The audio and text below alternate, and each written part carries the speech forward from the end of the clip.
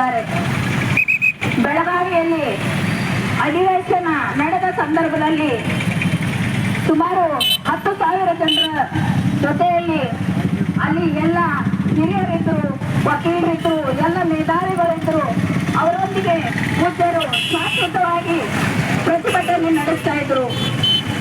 ನಮ್ಮ ಮೀಸಲಾತಿಗಾಗಿ ಮಾತುಕತೆಗೆ ಮುಖ್ಯಮಂತ್ರಿಯವರೇ ಬರಬೇಕಂತೇಳಿ ಹೇಳಿದಾಗ ಅದನ್ನು ನಮ್ಮ ಈ ಕಾಂಗ್ರೆಸ್ ಸರ್ಕಾರ ಕಿವಿಗೆ ಹಾಕೊಳ್ಳಿಲ್ಲ.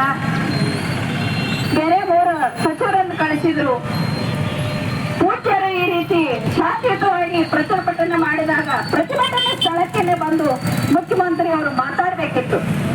ಅದನ್ನು ಬಿಟ್ಟು ಆ ಹೊತ್ತಿನಲ್ಲಿ ಶಾಂತಿಯುತವಾದಂತ ಪ್ರತಿಭಟನೆಯಲ್ಲಿ ಗದ್ದಾಗುವಂಗೆ ನೋಡಿಕೊಂಡು ಅಲ್ಲಿ ಲಾಠಿ ಚಾರ್ಜ್ ಮಾಡಿದ್ರು.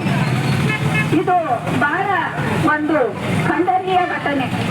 ಶಾಂತಿಯುತವಾಗಿ ಪ್ರತಿಭಟನೆ ಮಾಡೋರಿಗೆ ಲಾಠಿ ಚಾರ್ಜ್ ಮಾಡೋದು ಬಹಳ ತಪ್ಪು ಕೆಲಸ. ಇಂತಹ ತಪ್ಪು ಕೆಲಸ ಮಾಡಿದಂತ ಅಲ್ಲಿಯ ಪೊಲೀಸ್ ಅಧಿಕಾರಿಗಳನ್ನ ತಕ್ಷಣವೇ ಅಮಾನತುಗೊಳಿಸಬೇಕು. ಯಾಕಂದ್ರೆ ನಾವು ಪತ್ರಿಕೆಯಲ್ಲಿ ನೋಡಿದೀವಿ ಯಾವ ರೀತಿ ಅವರಿಗೆ ಗಾಯ ಆಗ್ಯವ. ತನ್ನ ಸಮುದಾಯಕ್ಕಾಗಿ ಹೋರಾಟ ಮಾಡೋರಿಗೆ ಗಾಯ ಆಗಂತ ಹೊಡೆಯುವುದು ಯಾವ ನ್ಯಾಯ ಸ್ವಾಮಿ? ನೀವು ಗೆದ್ದು ಮುಖ್ಯಮಂತ್ರಿ ಆಗುವಾಗ ಎಲ್ಲ ಸಮುದಾಯದ ಮತಗಳನ್ನು ಪಡೆದಿದ್ದೀರಿ ಎಂದು ದಯವಿಟ್ಟು ಗಮನಿಸಬೇಕು.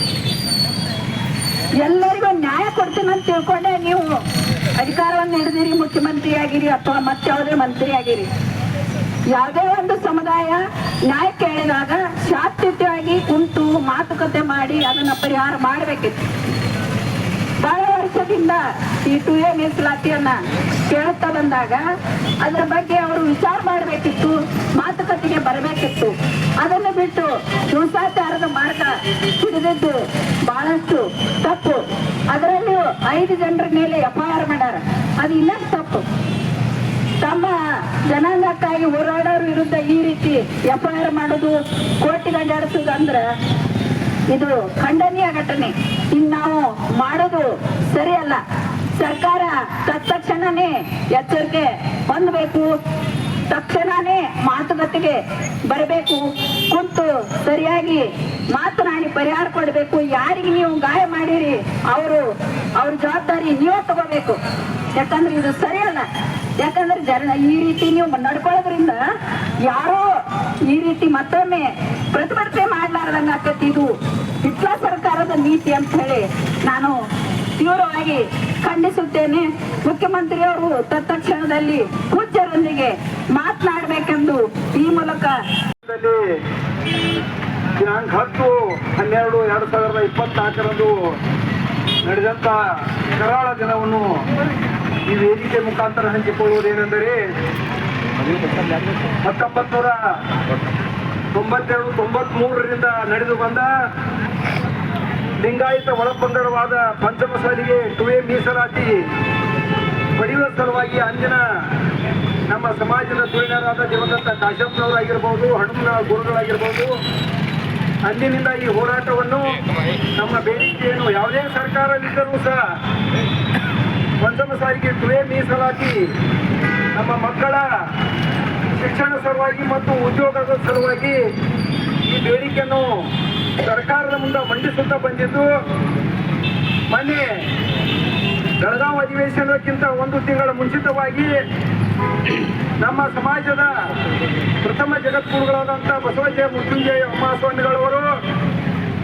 ಬೆಳಗಾವದಲ್ಲಿ ಸತ್ಯಾಗ್ರಹವನ್ನು ಶಾಂತಿಯುತವಾಗಿ ನಡೆಸುವುದು ಮತ್ತು ಬೇಡಿಕೆಯನ್ನು ಸರ್ಕಾರದ ಮುಂದೆ ಇಡುವ ಯೋಚನೆಯನ್ನು ಸರ್ಕಾರಕ್ಕೆ ಮುಂದಿಟ್ಟಿದ್ದರೂ ಸಹ ಅಂದಿನ ದಿವಸ ಕರ್ನಾಟಕ ಸರ್ಕಾರವು ಈ ಪಂಚಮಸಾಲಿ ಸಮಾಜ ಬೆಳಗಾವದಲ್ಲಿ ಹೆಚ್ಚಿನ ಸಂಖ್ಯೆ ಕೂಡಬಾರದು ಮತ್ತು ಅವರ ಶಕ್ತಿಯನ್ನು ತೋರಿಸಬಾರದು ಎಂಬ ಉದ್ದೇಶದಿಂದ ಬೆಳಗಾವಿಗೆ ಬರುವಂತ ಕರ್ನಾಟಕ ರಾಜ್ಯದ ಮೂಲೆ ಮೂಲೆಯಿಂದ ಆಗಮಿಸುತ್ತಿರುವ ನಮ್ಮ ಸಮಾಜ ಬಾಂಧವರು, ಪಂಚಮಸಾಲಿ ಸಮಾಜ ಬಾಂಧವರು ಬೆಳಗಾವಿಗೆ ಬರಬಾರದು ಎಂಬ ವಿಚಾರವನ್ನು ಇಟ್ಟುಕೊಂಡು ಟ್ರ್ಯಾಕ್ಟರ್ ಮುಖಾಂತರ ಬರುವುದಾಗಲಿ ಮತ್ತು ಜೀಪ್ಗಳ ಮುಖಾಂತರ ಬರುವುದನ್ನು ನಿಷೇಧ ಮಾಡಿ ಈ ಒಂದು ಸತ್ಯಾಗ್ರಹವನ್ನು ದಿಕ್ಸೂಚಿಗೆ ಒಯ್ಯುವ ಒಂದು ದೊಡ್ಡ ವಿಚಾರವನ್ನು ಇಟ್ಟರೂ ಸಹ ನಮ್ಮ ಧುರೀಣರು ಮಾತುಕತೆ ಮುಖಾಂತರ ಜನಸಂಖ್ಯೆಯನ್ನು ಹೆಚ್ಚಿಗೆ ಸ್ವಯಂ ಮೀಸಲಾತಿ ಸಲುವಾಗಿ ಹೆಚ್ಚಿನ ಸಂಖ್ಯೆ ಕೂಡಿದಾಗ ಶಾಂತಿಯುತವಾಗಿ ನಡೆದಂತ ಈ ಸತ್ಯಾಗ್ರಹವನ್ನು ಉದ್ದೇಶಪೂರ್ವಕವಾಗಿ ಕೆಲವೊಂದು ಇಲಾಖೆಯನ್ನು ದುರ್ಬಳಕೆ ಮಾಡಿಕೊಂಡು ಶಾಂತಿಯುತವಾದಂತ ನಡೆದಂತ ಸತ್ಯಾಗ್ರಹದಲ್ಲಿ ಪೊಲೀಸರ ಒಂದು ಲಾಠಿ ಪ್ರಯೋಗ ಮಾಡಿದ್ದು ಈ ವೇದಿಕೆ ಮುಖಾಂತರ ನಾನು ಖಂಡಿಸುವುದರ ಜೊತೆಗೆ ನಮ್ಮ ಸಮಾಜದ ನಾಯಕರನ್ನು ಬಂಧಿಸಿ ಶ್ರೀಗಳನ್ನು ಸಹ ಬಂಧಿಸುವುದು ಬಹಳ ಒಂದು ಕೆಟ್ಟ ವಿಚಾರ. ಇಂಥ ಒಂದು ಘಟನೆ ನಡೆದಿದ್ದು ಈ ಘಟನೆಯನ್ನು ಇಡೀ ಕರ್ನಾಟಕ ರಾಜ್ಯಾದ್ಯಂತ ನಮ್ಮ ಸಮಾಜ ಬಂದವರು ರಾಜ್ಯಾದ್ಯಂತ ಇವತ್ತು ಸತ್ಯಾಗ್ರಹ ಮಾಡುವುದರ ಮುಖಾಂತರ ಮಾನ್ಯ ತಹಶೀಲ್ದಾರ್ ಸಾಹೇಬರಿಗೆ ಒಂದು ಮನವಿ ಪತ್ರವನ್ನು ಸಹ ನಾವು ಕೊಡಲು ನಮ್ಮ ಸಮಾಜದ ಮುಖಂಡರು ತಾಲೂಕಿನ ಸಮಾಜದ ಮುಖಂಡರು ಒಂದು ಕರೆಯನ್ನು ಕೊಟ್ಟಾಗ ಇನ್ನೂ ಹೆಚ್ಚಿನ ಸಂಖ್ಯೆ ಸಮಾಜ ಬಾಂಧವರು ಬರಬೇಕಾಗಿತ್ತು. ಮುಂದಿನ ದಿನಮಾನಗಳಲ್ಲಿ ನಮ್ಮ ಬೇಡಿಕೆಯನ್ನು ಈಡೇರಿಸುತ್ತಿದ್ದರೆ ಇದಕ್ಕಿಂತ ಹೆಚ್ಚಿನ ಸಂಖ್ಯೆಯನ್ನು ಕೂಡಿಸಿ ಒಂದು ಉಗ್ರ ಹೋರಾಟದ ಜೊತೆಗೆ ಕ್ರಾಂತಿಕಾರ ಹೋರಾಟವನ್ನು ಮಾಡಬೇಕಾಗುತ್ತದೆ ಎಂಬ ಎಚ್ಚರಿಕೆಯನ್ನು ಕೊಡುವ ಮುಖಾಂತರ ಮಾತನಾಡಲು ಅವಕಾಶ ಮಾಡಿಕೊಟ್ಟಂತ ಸಾಕಷ್ಟು ಮಾತನಾಡಿದ್ದಾರೆ. ನಾನು ಹೆಚ್ಚಿಗೆ ಹಾಕುವ ಒಂದೇ ಒಂದು ವಿಷಯ ಹೇಳ್ತೇನೆ. ಸುಮಾರು ಉತ್ತರ ಕರ್ನಾಟಕದಲ್ಲಿ ಪ್ರಬಲವಾದ ಯಾವುದಾದ್ರೂ ಸಮುದಾಯ ಇತ್ತಂದ್ರ ಅದು ನಮ್ಮ ಪಂಚಮಸಾಲಿ ಸಮುದಾಯ. ಸಾಕಷ್ಟು ವಿಧಾನಸಭಾ ಕ್ಷೇತ್ರಗಳಲ್ಲಿ ನಾವು ಸಾಕಷ್ಟು ಪ್ರಬಲ ಇದ್ರು ಕೂಡ ಇವತ್ತು ನಾವು ಕಳೆದ ಸಲ ನಮ್ಗೆ ಮೊದಲೇ ಸರ್ಕಾರದಲ್ಲಿ ಮೀಸಲಾತಿ ಕೊಟ್ಟಿಲ್ಲ ಅಂತೇಳಿ ಈ ಸರ್ಕಾರದವರೇ ಕೊಡ್ತಾರಂತ ನಾವು ಅವ್ರಿಗೆ ಬೆಂಬಲ ಕೊಟ್ಟೇವೆ. ಅವ್ರಿಗೆ ಕೂಡ ಕೊಡಲ್ಲ. ಅವ್ರು ಏನ್ ಕೊಟ್ಟಪ್ಪ ಅಂದ್ರೆ ಲಾಠಿ ಹಾಕಿ ಮಾತ್ರ ಕೊಟ್ಟವ್ರು. ನಮ್ಗೆ ಮೀಸಲಾತಿಯನ್ನು ಕೊಡಲ್ಲ, ಲಾಠಿ ಹಾಕಿ ಕೊಟ್ಟವ್ರು.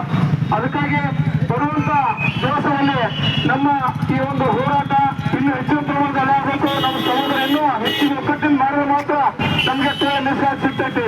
ಯಾಕಂದ್ರೆ ನಾವು ಮತ್ತೊಬ್ಬರ ಸಮಾಜದ ವೃತ್ತೇನಲ್ಲ, ನಮ್ಮ ಸಮಾಜ ಏಳಿಗಾಗಿ, ನಮ್ಮ ಸಮಾಜದ ಮಕ್ಕಳ ಏಳಿಗಾಗಿ, ಶಿಕ್ಷಣಕ್ಕಾಗಿ ಹಾಗೂ ನೌಕರಿ ಸಲುವಾಗಿ ನಾವು ಒಂದು ಹೋರಾಟ ಮಾಡ್ತಾ ಇದ್ದೇವೆ. ಸಾಕಷ್ಟು ಸಮುದಾಯಗಳಿಗೆ ಈಗಾಗಲೇ ಮೀಸಲಾತಿ ಕೊಟ್ಟಿದ್ದಾರೆ. ನಮ್ಮ ಸಮುದಾಯಕ್ಕೆ ಮಾತ್ರ ಮೀಸಲಾತಿ ಸಿಕ್ಕಿಲ್ಲ. ಯಾಕಂದ್ರೆ ನಾವು ಅಷ್ಟೊಂದು ದಿನ ಒಗ್ಗಟ್ಟಿಲ್ಲ. ಇನ್ನೂ ಹೆಚ್ಚಿನ ಪ್ರಮಾಣದಲ್ಲಿ ನಾವು ಒಗ್ಗಟ್ಟಾದ್ರೆ ಮಾತ್ರ ನಮ್ಗೆ ನಮ್ಮ ಮಕ್ಕಳ ಭವಿಷ್ಯಕ್ಕೆ ಮುಂದಿನ ನಿರ್ಮಾಣಗಳಲ್ಲಿ. ಅದಕ್ಕಾಗಿ ನಾವು ಸರ್ಕಾರಕ್ಕೆ ಒಂದು ಎಚ್ಚರಿಕೆಯನ್ನು ಕೊಡ್ತೇವೆ. ಏನಪ್ಪಾ ಅಂದ್ರ ಈ ಒಂದು ಹೋರಾಟ ಎಲ್ಲಿವರೆಗೆ ಇರ್ತದೆ ಅಂದ್ರೆ ನಮ್ಮ ಮೀಸಲಾತಿ ಸಿಗೋವರೆಗೆ ಇರ್ತದೆ. ಒಂದು ವೇಳೆ ನಾವು ಮೀಸಲಾತಿ ಕೊಡದೇ ಇತ್ತರ ಮುಂದಿನ ನಿರ್ಮಾಣಗಳಲ್ಲಿ ಇದರ ಪ್ರತಿಕಾರವನ್ನು ನಾವು ಬರುವಂತ ಚುನಾವಣೆಯಲ್ಲಿ ತೀರಿಸ್ತೇವೆ ಅಂತ ಹೇಳ್ತೀವಿ. ಯಾಕಂದ್ರೆ ನಾವು ಮೀಸಲಾತಿ ಸಲುವಾಗಿ ಈಗಾಗಲೇ ಹೋರಾಟ ಮಾಡ್ತೀವಿ. ನಾವು ಮೀಸಲಾತಿ ಮೊದಲೇ ಸರ್ಕಾರದ ಕೊಡ್ಲಿಲ್ಲ, ಈ ಸರ್ಕಾರದ ಕೊಡ್ತಾರಲ್ಲ ಭಾವನೆ ನಾವು ನಿಂತ್ಕೊಂಡಿರ್ತೀವಿ. ಆದ್ರೂ ಕೂಡ ನೀವು ನಮ್ಗೆ ಕೊಡ್ಲಿಲ್ಲ. ಅದಕ್ಕಾಗಿ ನಮ್ಮ ಸಮಾಜ ಬಾಂಧವರು ಬೆಳಗಾವಿಯಲ್ಲಿ ನಡೆಯುವಂತ ಒಂದು 5 ಘಟನೆಯಲ್ಲಿ ಸಾಕಷ್ಟು ರಕ್ತವನ್ನು ಸುರಿಸಿದ್ದಾರೆ. ಸಾಕಷ್ಟು ಜನ ಕೈಕಾಲು ಮುಡ್ಕೊಂಡು ಇಂಥ ಒಂದು ಘಟನೆ ಆಗೈತೆ. ಅವರ ಒಂದೊಂದು ಹನಿ ರಕ್ತ ಕೂಡ ನಾವು ಬೆಲೆ ಕೊಡಬೇಕಾಗ್ತದೆ. ಅದಕ್ಕಾಗಿ ಬರುವಂತ ದಿವಸದಲ್ಲಿ ನಮ್ಗೇನು ಮೀಸಲಾತಿ ಕೊಟ್ಟಿಲ್ಲ, ಈಗೇನು ಲಾಠಿ ಚಾರ್ಜ್ ಮಾಡೋಲ್ಲ, ಅವರಿಗೆ ಅವರ ಒಪ್ಪಂದ ತೀರಿಸಬೇಕಾಗ್ತದೆ. ಅದ್ರ ಯಾವ ಮಾರ್ಗ ತೀರಿಸಬೇಕನ್ನೋ ಮುಂದಿನ ದಿನಮಾನಗಳಲ್ಲಿ ಎಲ್ಲ ನಮ್ಮ ಸಮಾಜ ಹಿರಿಯರು